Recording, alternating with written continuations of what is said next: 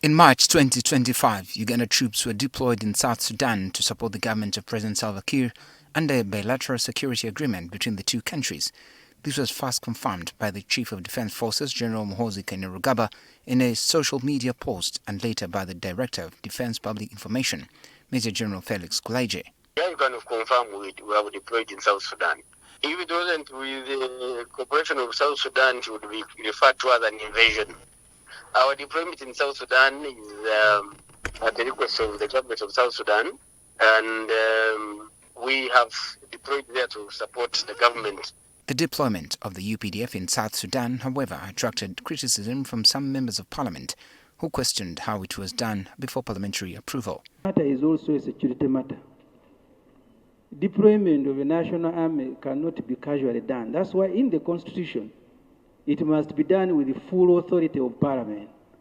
This prompted the Minister of Defense, Jacob Oboth, to table a formal motion seeking approval of the House, which was done. Right Honourable Speaker, the deployment of the UPDF in South Sudan was also done in a spirit of brotherhood, solidarity, security of Uganda and the economy, as well as the shared historical and regional ties between Uganda and South Sudan. Between the Republic of Uganda and the Republic of South Sudan, they are adopted by this House. Those in favor procedure. The ayes have it. Now, a new report from a UN investigation is accusing the UPDF in a joint operation with the South Sudan forces of conducting aerial bombardments targeting civilian populated areas last year. According to the inquiry, the attacks mainly affected communities linked to opposition supporters of former Vice President Riek Machar. The report says the attacks involved the widespread use of improvised incendiary devices, which caused devastating fires in civilian settlements, with one of the most serious incidents reported to have occurred in March 2025 in Unaliet, just outside the capital, Juba.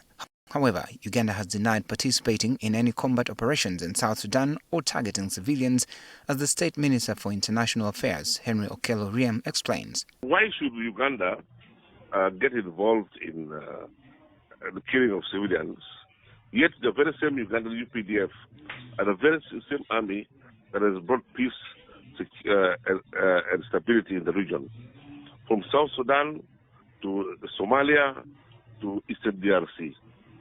We are the one army that is known to be involved in ensuring that there is peace, stability, and security in this region. Now, and then at the same time, the UN is accusing us of killing civilians. I think this is just a hogwash and lies. The minister, who described the allegations as fake and false, however, promised that the government would officially respond to the report after investigations. The United Nations is such a big institution, but within it there are individuals, of course, who might not favor Uganda or think Uganda should be maligned, and I think this is what it is. Nevertheless, we're going to investigate this matter thoroughly. We're going to investigate thoroughly, and we're going to respond to that UN report. Human rights organizations, including Amnesty International, have previously accused Uganda of violating a UN arms embargo on South Sudan by offering military support. I'm Benjamin Jumbe, NTV Weekend Edition.